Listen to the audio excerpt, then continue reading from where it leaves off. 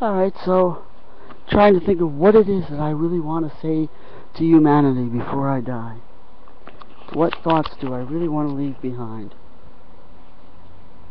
Because ultimately that's all you have to show for your life, basically.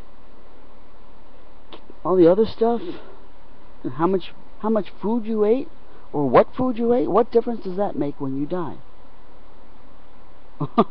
What difference does it make what food you ate, whether you were a little bit hungry or a little bit overfull, or whether you got the precise candy or flavor that you wanted, or the right salad dressing? What fucking difference does that make when you're dead?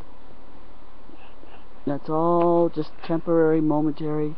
Most of the time, what people desire with food, when they say, oh, I want this kind of food, oh, and I went to this restaurant and they had this kind of food, it was so wonderful, they're talking about an experience that lasts a fraction of a second as the food passes over the taste buds of their tongue, and that's it.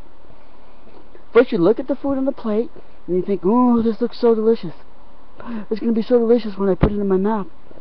And then you take your time and you put your fork on it or your spoon under it, and you lift it to your mouth, and you, oh, I can't wait to eat this, and you put it in your mouth, and your tongue tastes it. I taste it. And then you chew it and you swallow it, and that's it. And you're done with it. And after that, the only thing you have to deal with is the actual effects of how it feels sitting in your stomach. And very often how it feels sitting in your stomach is not quite the same sort of sensation as the momentary excitement that you feel when it passes over your tongue. Sometimes things that you thought tasted really great going down, once they're down there, you get a bit nauseous from them. You know that's happened. So eating is a very momentary, the taste of food is one of the most fleeting experiences of your life, and yet we spend our lives obsessing over it. What difference does it make? Well, anyhow, what thoughts do I want to leave behind me that will be less temporary? What thoughts do I want to leave by? If I could have the human race actually listen to me and pay attention, what message would I want to leave? Well, I already said that people should tell the truth. Just simply tell the truth. Stop lying. For God's sake, just stop lying. What's the fucking point of lying? Because you think if you lie, you're going to get somebody to hand over willingly something that they otherwise would be reluctant to give to you. And you want to get as much as possible. So you want people to give you stuff willingly and hand it over to you, so you lie to them. That's what it comes down to. That's why people lie. Somebody who isn't after some kind of personal material gain has no reason to lie. Somebody who's not trying to swindle you out of something has no need to lie to you. If you're not trying to swindle anybody, you don't have any need to lie to anybody else. So we've covered that. Tell the truth. I want people to be able to listen. I would like human beings to be able to listen, because that's one of the big problems that we have in our society, is people just don't fucking listen. People don't want to listen, they're not interested in listening, they don't have the guts to listen, they're apathetic. People just don't want to listen. Why? Because people don't want to hear the truth. That's why. That's why. Well, if the truth were being spoken, okay, when the truth is being spoken, and I can tell you this from my personal experience, you tell the truth, people don't want to listen to it. All around we got liars, and everybody wants to listen to liars, but if you stand there and tell the actual truth, nobody wants to hear it. So if we had a society in which people did tell the truth, and in that society, if people don't want to listen, well, that's an example of what I was just saying.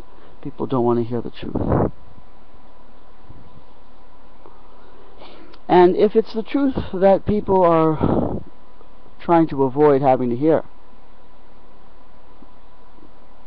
then by trying not to listen because people are afraid of hearing because it's the truth they're afraid to hear, what's going to happen is they're going to be open to listening to lies.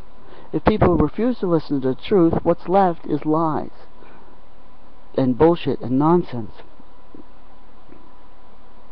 So, telling the truth, having a society of people who are straightforward and honest,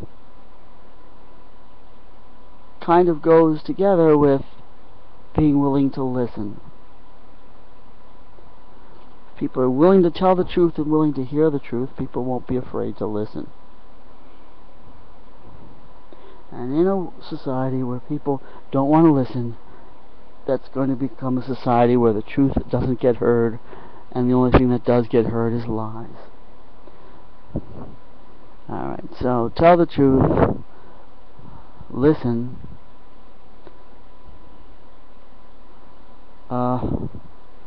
There was a third thing, but I forget what it was. What was it? I'd like people to be able to listen. I would like people to be able to think for themselves, to actually think, because things that people avoid listening because they don't want to hear the truth, and people avoid thinking. They want to be comfortable in what they think is a comfortable collection of bullshit and lies. People are going to prefer the comfortable lie to the uncomfortable truth.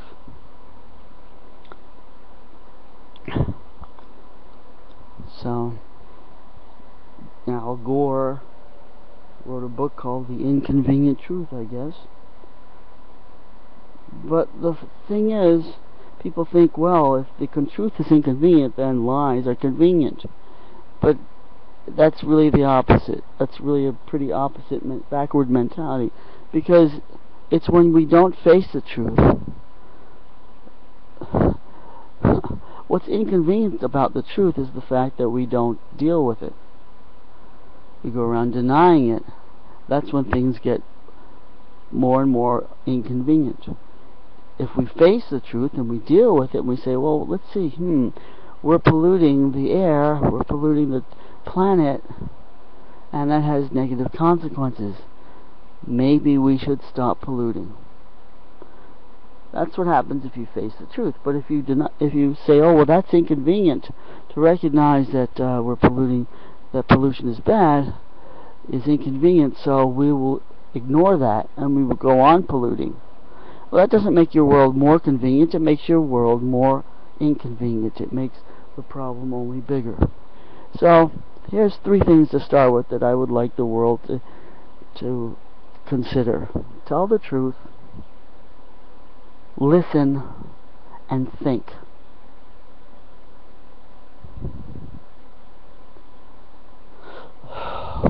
And I think I'm going to end it right now. Right here. Tell the truth, listen, and think.